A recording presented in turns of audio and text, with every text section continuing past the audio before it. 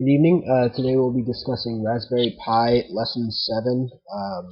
Lesson 7 draws a seemingly random grouping of lines in different colors on a screen. This is our second screen lesson.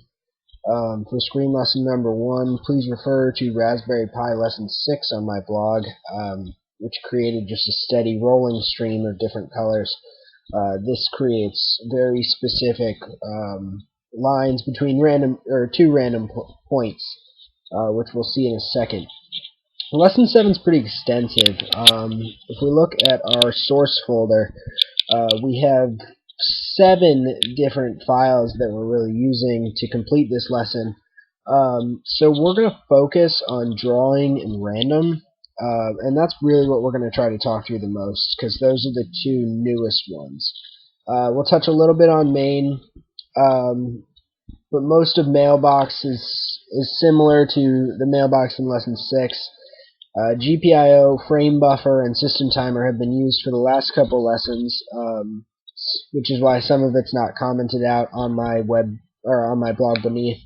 And that's just because you can find fully commented versions of that code in lessons 6 through 4, I believe, or 6 through 2 for the most part. And those are really just a fail-safe. If we were to fail at a specific point, rather than continuing on with the lesson, we would instead see a flashing light on the external part of the Pi. However, luckily for both you and I have already tested the Pi, so we know that that won't be happening today. So we're going to go ahead, and the first thing we'll talk about is drawing. The first part of the drawing is to set the forecolor, and this comes from Cambridge University, which is in England, which is why color includes a U, which I found kind of hysterical. But anyway, so the first thing that we do is compare R0 to this hexadecimal number, and I was really confused as to what that was at first. However, hexadecimal 0x10000 is actually the RGB color black. So that explains that, and it checks to make sure that it's not a higher number than that. I'd assume most other colors are lower numbers. And if it is higher, we just quit out right then and there. No point in continuing. So if we continue on, we saw graphics address in lesson 2. It's just the area in which we can draw, which we store in register 0. Here's where we actually start getting into some more interesting things. These are drawing the pixel points that we are going to use, that our line is drawn between. And these are all going to be generated by random, which we'll get to in a second. But we'll see, we have px and py and height. We have to check that, make sure that our py point is actually within our screen height, which I believe is 768. Our screen width, which is also checked to make sure the x is within it, is 1024. So once we're certain that both of our points are actually within our screen frame of reference, we can go ahead and move on. If either does not meet that requirement, we'll quit out of the program. So down here we actually MLA is multiplying together a set of variables and selecting the least significant bit amongst them.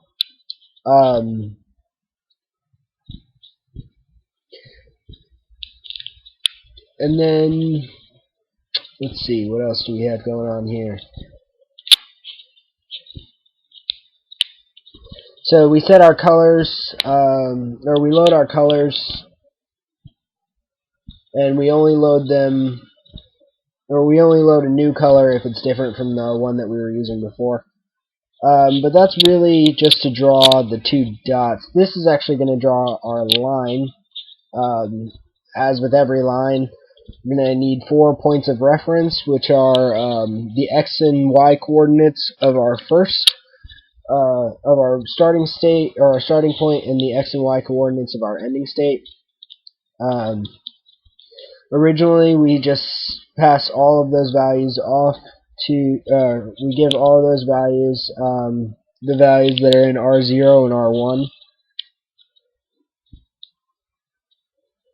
We're going to create some more aliases, just a whole bunch of them. So anyways, we're going to compare x0 and x1. If x0 is greater than x1, then we'll subtract x0 from x1, and pass sx a value of -1. However, if it's less than, we're going to do the opposite, so we'll do x1 minus x0. Sorry about that. And pass xx a value of 1. Then we'll do the same thing with the y coordinates. Same situation. Next, we give register R8 a value equivalent to R4 plus R5, which now contains R4. Now contains R4 is dx. So R4 now contains the values of x1, of the result of x1, x0, whether that was x1 minus x0 or x0 minus x1.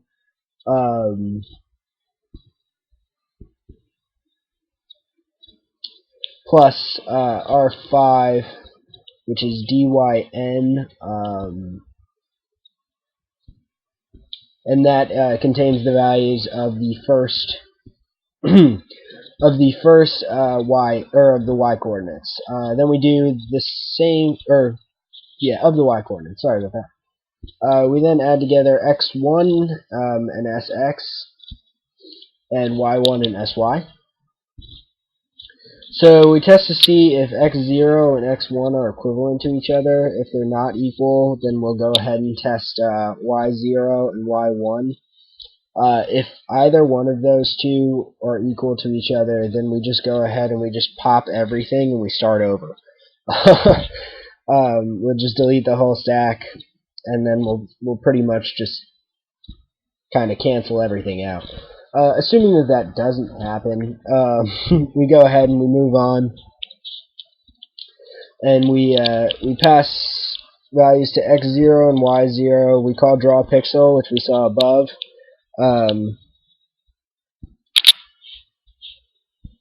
To draw our new pixels, and then draw our new lines between them. So that's really everything important, it seems, for our drawing function. So let's go ahead and move on to random, which is the next most important. And I think based on the length of this video already, because we're at 7 minutes, probably going to go ahead and skip out on main. If you want to see it, it will be posted on my blog. It's really similar to what it's been before. So random is going to generate a random spot for us to draw each pixel. And it seems really random when you're watching it on the screen, believe me, and I'll show you in a minute. However, it's actually kind of scientifically generated, or generated at least with this code. So we see we pass R0 and R1 aliases, and move R1 a specific value. We then multiply R0 and the value that's now in A, and the MUL multiplies the two values and then selects the 3 least significant digits. We do that twice. And then we add them together. And then we pass R0, just the randomly generated value, plus 73, which gives us just a random value. And it'll look super random on the screen. The lines kind of just appear in different order. However, they actually kind of... they're generated by a specific coding sort, as we can see here. Really quick, let's just run through main, make sure that there's nothing really different. For the most part, this is us setting up the screen size, which deals with frame buffer. You can see that in 6. We check to make sure that our frame buffer didn't fail. If it did, as I was saying before, the light will flash. And here's where set GPIO and and everything like that we've seen for the last couple lessons really comes in handy. Assuming that it doesn't, here's where we check our colors and set our colors, and then call our draw lines and between our two pixels. But really, nothing too much going on here. We really just we generate random spots. We generate a for color, and we generate new colors for the pixels. But for the most part, it's really just it's what the main program usually does, which is kind of just reach out and tie everything together. So anyways, we'll move on to the building process now. This is a little bit tricky because of the way that the Makefile is actually set up. It's made to be used in Linux. However, I have a Windows OS, so today we're dealing with 7 files. Much like ever since lesson 2, we've had to create the build file ourselves, or the build directory ourselves, just so that we could get rid of that part of the make file which was erroring because it was trying to create the make directory or the build directory on multiple occasions. So now everything has somewhere to go. Go ahead and run pymake. It just builds up all of our files for us. It's really important to take the time and kind of read through this if you have an error. If you don't have an error, the last couple things you'll see is the building of the kernel loader, the image, and the list.